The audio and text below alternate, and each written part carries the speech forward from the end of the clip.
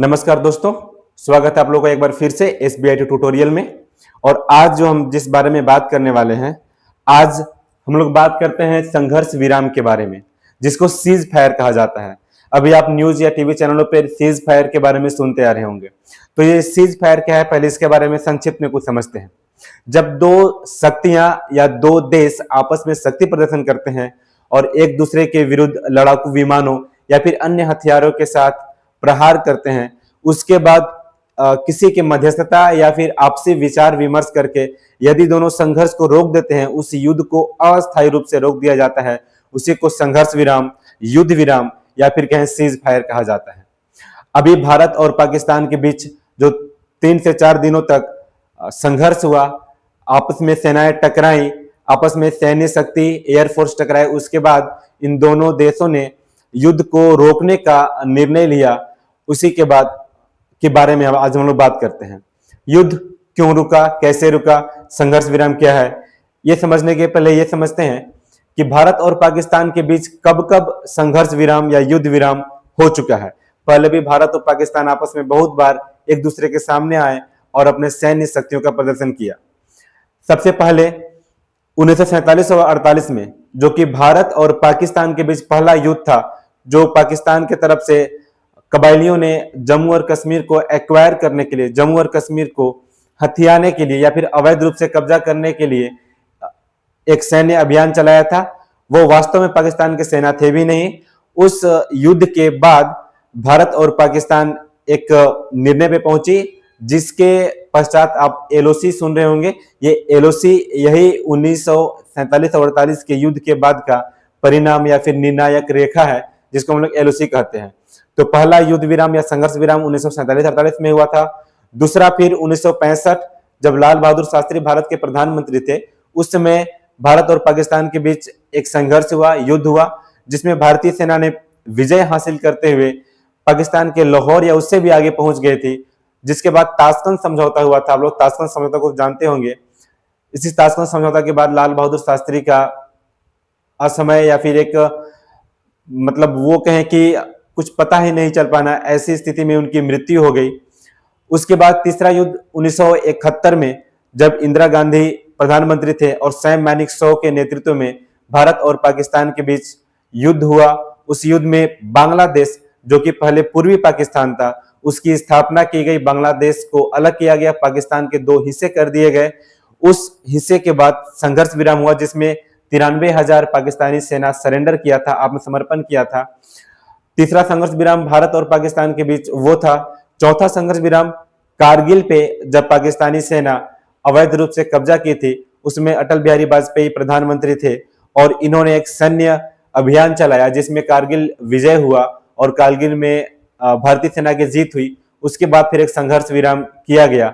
उसके बाद 2025 जो अभी का समय है, इस 2025 में ऑपरेशन सिंदूर के बाद पाकिस्तान के रिक्वेस्ट करने पे, पाकिस्तान के विनय आग्रह करने पे और यूएनए जैसे या फिर US अमेरिका, डोनाल्ड ट्रंप जैसे शक्तियों के साथ जब पाकिस्तान ने अपना आग्रह किया और इन बाहरी शक्तियों, विदेशी शक्तियों के हस्तक्षेप कहें या फिर भारत की अपनी सूझबूझ, भारत हालांकि ये बात कह रहा है, भारतीय सरकार और ये एजेंसियां ये बात कह रही हैं, ये संघर्ष विराम विदेश के प्रभाव में आकर नहीं हुआ, बल्कि इस संघर्ष विराम को भारत ने स्वयं ही किया है। तो अभी तक ये 5 संघर्ष विराम के बारे में हम लोग देख चुके हैं। अब इस संघर्ष विराम की नौबत क्यों आई, इससे पहले की घटना के बारे में देखते हैं। ऑपरेशन सिंदूर में क्या क्या हुआ, इसके बारे में भी कुछ बातें को हम लोग समझते हैं। भारत ने 7 मई के रात 1 बजे ऑपरेशन सिंदूर चलाया, जिसके बारे में हम जानते हैं कि भारत ने लगभग 9 आतंकी ठिकानों पे अपने मिसाइल्स और राफेल, स्काल्प, हैमर के थ्रू हमला किया, जिसमें उनके 9 आतंकी ठिकाने बिल्कुल तबाह हो गए, बर्बाद हो गए। और इस बर्बादी में, इस ऑपरेशन में पाकिस्तान के जो मशहूर आतंकवादी है, मास्टरमाइंड, जो कि 26/11 होटल ताज जैसे हम लोग का मास्टरमाइंड है, था वो मसूद अजहर, उसके परिवार के 10 लोगों का मृत्यु हो गया था या फिर 10 लोग मारे गए थे ऑपरेशन सिंदूर में, जो 7 मई के रात को किया गया था। ये मसूद अजहर ये मास्टरमाइंड रह चुका है भारत में अधिकतर आतंकवादी गतिविधियों का। और जब इसको भारतीय पुलिस ने पकड़ा, हिरासत में रखा, तो ये मास्टरमाइंड एक अपने साथियों के द्वारा कंधार में फ्लाइट हाईजैक करवाकर अपने आप को छुड़वाया था। शायद ये बात आप लोग पहले कभी सुन चुके होंगे। कंधार फ्लाइट हाईजैक का जो न्यूज आया था, उसी फ्लाइट हाईजैक के बाद इसको छोड़ा गया था। और ये देखिए, यहाँ पे सब पाकिस्तान के सेना लोग हैं, पाकिस्तान के सैन्य अधिकारी लोग हैं, पाकिस्तान के राजनीति से जुड़े हुए बड़े बड़े पदाधिकारी लोग हैं। वे लोग पाकिस्तान में मारे गए आतंकियों के जनाजे में शामिल हो रहे हैं और उनको श्रद्धांजलि दे रहे हैं। मतलब पाकिस्तान के लिए आतंकवादी एक सेना से, एक वीर से कम नहीं है। इससे पाकिस्तान की नीचता और उसकी सोच के बारे में भी अनुमान लगा सकते हैं। इस ऑपरेशन सिंदूर की जानकारी देने वाली दो भारत की बेटियां सामने आई। पहली सोफिया कुरैशी और व्योमिका सिंह। ये दोनों एक अच्छे पद पर हैं और इन दोनों ने भारत को ऑपरेशन सिंदूर के बारे में जानकारी दिया।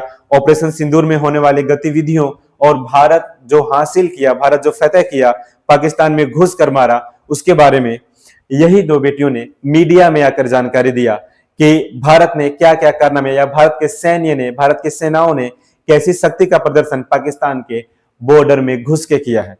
और यह पहली बार है जब कोई परमाणु संपन्न देश के भीतर घुसकर कोई आक्रमण करता है या फिर उसे क्षति पहुंचाता है। यह भारत के सेनाओं के लिए या भारत के वीरता के लिए एक बड़ी बात है और यह दुनिया को साफ संदेश भी है कि भारत अब परमाणु के धमकियों में आने वाला नहीं है या फिर उसे डरने वाला नहीं है। इसमें हुआ क्या, जब ऑपरेशन सिंदूर भारत चलाया गया तो अगले दिन पाकिस्तान की सेना या पाकिस्तान की सरकार बौखलाहट में बमबारी करना प्रारंभ कर दी और इस बमबारी में भारत को भी कुछ कैजुअलिटीज हुई हैं। भारत ने भी कुछ कुछ अपने नागरिकों को खोया है, क्षति हुई है। पाकिस्तान के द्वारा की गई इस गोलाबारी में लगभग 15 नागरिकों की शहादत हुई है और 43 नागरिक घायल हैं। ऐसी कुछ घटनाएं, ऐसी कुछ हानि भारत को भी उठाना पड़ा इस ऑपरेशन सिंदूर में।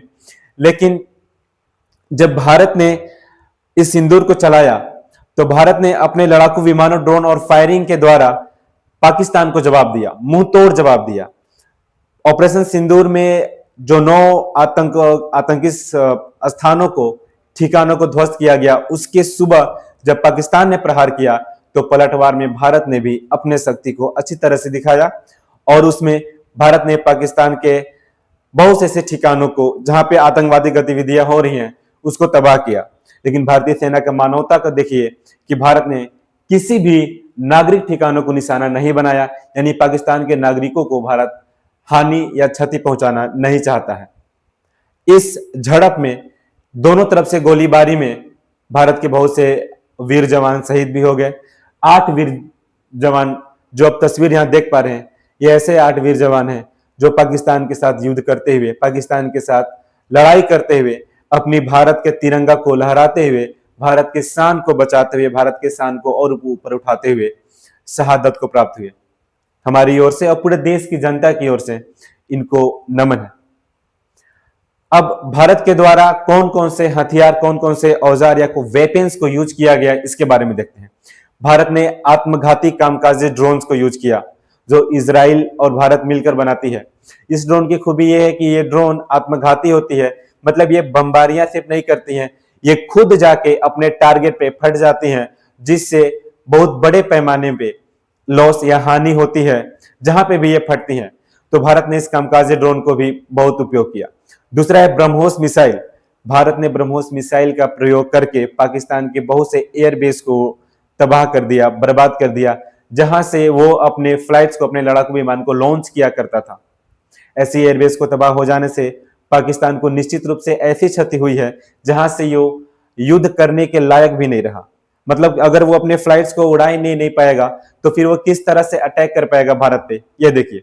इसके बाद भारत ने सुखोई Su-30 MKI का भी प्रयोग किया और भारत ने मिराज 200 का प्रयोग किया।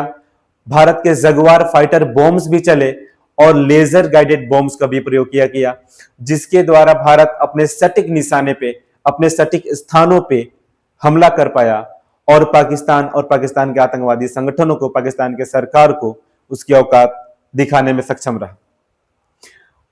ये है, ये देखिए ब्रह्मोस है, इसके बाद ये जैगुआर है, ये है कामकाजी आत्मघाती ड्रोन है। ये चिड़िया की तरह दिखता है, आकार में छोटा होता है, लेकिन जहां गिरता है वहां बहुत बड़े रेडियस में तबाही मचा देता है। इसके साथ लेजर गाइडेड बॉम्ब्स है और मिराज 2000 और सुखोई SU-30 MKI, ये सभी भारत के वैसे वेपन्स है, एयर वेपन्स है, जो जहां जाती हैं वहां तबाही मचा देती है। और इस बार यही हुआ, पाकिस्तान को पूरी तरह से तबाह कर दिया गया। पाकिस्तान का एयर डिफेंस बिल्कुल पूरी तरह से फेल हो गया। भारतीय विमानों को या फिर भारतीय मिसाइलों को या बम्स को डिटेक्ट भी नहीं कर पा रहा था, और वो पाकिस्तान को सुरक्षा प्रदान करने में बिल्कुल नाकाम रहा। अगर यहीं पे हम बात करते हैं अपनी सुरक्षा व्यवस्था की या फिर अपनी एयर डिफेंस की, जो इंडिया का एयर डिफेंस है जिसको हम लोग सुदर्शन चक्र बोलते हैं, इंडिया के एयर डिफेंस को सुदर्शन चक्र बोलता है, डिफेंस सिस्टम ऑफ इंडिया। इनमें क्या क्या आते हैं इसके बारे में जानते हैं। एक है आकाश सुरक्षा कवच, दूसरा है स्पाइडर एयर डिफेंस, जो भारत और इजराइल के संयुक्त प्रयास से बनाया गया है। ये दोनों मिलकर बनाते हैं स्पाइडर एयर डिफेंस को। उसके बाद है बराक 8, ये नेवी और एयर फोर्स के द्वारा डेवलप किया गया है। उसके बाद है S-400, जो कि रसिया से परचेज किया गया है, रसिया से लिया गया है, और अभी भारतीय सरकार बात कर रही है रसिया से ही S-500 को लाने के लिए। अगर S-500 आ जाती है, भारत के सैन्य में शामिल हो जाती है, तो फिर हमारा डिफेंस और मजबूत और तगड़ा हो जाएगा, और 500 किलोमीटर तक रेंज में कोई भी लड़ाकू विमान, मिसाइल, जेट्स भारत के अंदर प्रवेश नहीं कर पाएंगे, वो हवा में ही मार के गिरा दिए जाएंगे। ये सभी एयर डिफेंस भारत को ऐसी सुरक्षा प्रदान किए जिसके बाद पाकिस्तान का कोई भी मिसाइल्स या बड़े वेपन्स भारत में प्रवेश ही नहीं कर पाए, और भारत ने उनका कोई भी प्रभाव नहीं दिखा। हालांकि पाकिस्तान और पाकिस्तान के प्रधानमंत्री शहबाज शरीफ और उनके मिनिस्टर्स ये धमकियां देते हैं कि हम परमाणु हमले से भारत को तबाह करेंगे, जबकि उन्हें यह बात पता नहीं है कि परमाणु हमले करने के लिए वो बॉम्ब्स को किसी न किसी जेट से या फ्लाइट में भेजेंगे, जिसको भारत की ये सुरक्षा कवच, ये सुदर्शन चक्र उन परमाणु औजारों को हवा में ही नष्ट कर देगी, और हवा में पाकिस्तान के रेंज में, पाकिस्तान के आकाश में घुसकर नष्ट करने में सक्षम है, और इससे हानि भारत को नहीं बल्कि पाकिस्तान को ही होगी। ये देखिए, ये आकाश, इसकी रेंज है 30 किलोमीटर दूरी तक ये फायर कर सकती है, और वो भी 18 किलोमीटर हाइट, आकाश में 18 किलोमीटर ऊपर तक ये फायर करेगी, और दुश्मन के ड्रोन्स, लड़ाकू विमानों, जेट्स, मिसाइल्स को नष्ट कर देती है। दूसरा स्पाइडर, इसका रेंज 35 किलोमीटर तक का है, और ये 16 किलोमीटर आकाश में ऊंचाई तक को डिस्ट्रॉय कर सकती है, बर्बाद कर सकती है, अगर कोई भी दूसरा वेपन्स भारत की ओर बढ़ेगा। तीसरा है बराक 8, इसका रेंज 100 किलोमीटर दूरी है जमीन पर, और ये आकाश में 20 किलोमीटर तक के हाइट तक के को डिफेंस प्रोवाइड कराती है, यानी 20 किलोमीटर ऊंची और 100 किलोमीटर दूरी तक अगर कोई दुश्मन का विमान, जेट्स, मिसाइल आता है तो उसको वहीं पे बर्बाद कर देगी, वहीं पे नष्ट कर देगी। और सबसे बड़ा सुरक्षा कवच S-400, जिसका रेंज 400 किलोमीटर दूर है और ऊंचाई 35 किलोमीटर हाइट। ये 35 किलोमीटर ऊपर और 400 किलोमीटर दूर तक फायर करती है। ये 600 किलोमीटर दूर तक को डिटेक्ट कर पाती है रडार के थ्रू, और ये अपने टारगेट को जब तक अचीव न कर ले इसके मिसाइल ब्लास्ट नहीं करते। ये सबसे सक्सेस है। इससे भारत ने इस वॉर में, ऑपरेशन सिंदूर के बाद, भारत और पाकिस्तान के छोटे से वॉर में भारत ने अपने डिफेंस पावर का भी परीक्षण कर लिया है, जो कि भारत के भविष्य में आने वाली परेशानियों के लिए भी बहुत बड़ी एक अचीवमेंट है। इसके बाद पाकिस्तान के एयरबेस को भारत ने बुरी तरह से तबाह किया, और वही एयरबेस को तबाह होने के बाद पाकिस्तान इस युद्ध विराम के लिए आग्रह, अनुग्रह और रिक्वेस्ट करने लगा दूसरी संस्थाओं के पास जाकर। भारत के ब्रह्मोस ने पाकिस्तान के बहुत सारे जगहों पे 9 से 10 मई के रात में, बहुत सारे एयरबेस पे 9 से 10 मई के रात में हमले किए और एयरबेस को तबाह कर दिया। लगभग 10-11 एयरबेस ऐसे हैं पाकिस्तान के जो भारत के ब्रह्मोस मिसाइल के द्वारा बर्बाद हो गया। यह हमला पाकिस्तान को बहुत परेशान किया, कहे कि इसके बाद पाकिस्तान युद्ध करने की स्थिति में ही नहीं रहा, क्योंकि जहां से उसके फ्लाइट्स लॉन्च होंगे वो एयरबेस ही तबाह हो चुका होगा। इसमें एक खास एयरबेस है, नूर खान एयरबेस रावलपिंडी में, और ये नूर खान एयरबेस के पास में ही है किराना हिल्स। इसीलिए इस युद्ध विराम में नूर खान एयरबेस और किराना हिल्स को भी समझना बहुत जरूरी है। किराना हिल्स क्या है? किराना हिल्स वह स्थान है जहां पे पाकिस्तान अपने परमाणु हथियारों और परमाणु वेपन्स को छुपा कर रखा है। और जब भारत के मिसाइल्स के द्वारा नूर खान एयरबेस पे अटैक हुआ तो ऐसी सूचना आने लगी कि वो पाकिस्तान का जो परमाणु औजार है, वो परमाणु वेपन्स के लीकेज की कुछ ऐसी अंदेशा आने लगी, जिसके बाद पाकिस्तान का बौखलाहट या बिलबिलाहट और बढ़ गया।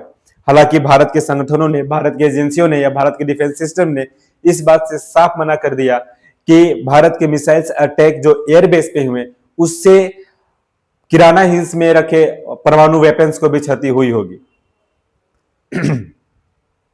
इस दौरान जो उसका भंडारण उसमें क्षतिग्रस्त हुआ, ऐसी अटकलें आ रही हैं, लेकिन इससे भारत की सरकार पूरी तरह से इसको मना कर दी है, एजेंसियां मना कर दी है। इसमें अमेरिका से एक टीम आई थी वो जांच के लिए कि वो किस तरह से है। उस टीम है IAEA। ये टीम जो परमाणु औजारों का संरक्षण करती है, देखरेख करती है, ये टीम भी आई, जांच पड़ताल की और इसने भी साफ मना कर दिया कि ऐसा कुछ क्षति परमाणु भंडार पे नहीं हुआ है, ऐसा कोई लीकेज की घटना नहीं हुई है। फिर भी इसके बाद युद्ध विराम का अनुग्रह यूएस भी किया, पाकिस्तान भी किया, जिसके बाद युद्ध विराम किया गया। लेकिन इस युद्ध विराम के बाद भारत ने कुछ शर्तें भी रखी। इस युद्ध विराम में भारत ने कहा कि यदि दोबारा कोई भी आतंकवादी घटना या फिर आतंकवादी एक्शन पाकिस्तान के द्वारा होता है भारत पे, तो भारत इसको युद्ध विराम को रद्द करना समझेगा और इसको युद्ध का प्रयास कहेगा, इसको अटेम्प्ट ऑफ वर्क माना जाएगा और भारत इस पे युद्ध करने के लिए फिर स्वतंत्र रहेगा और इस युद्ध में भारत किसी भी तरह का देख रेख, किसी भी तरह का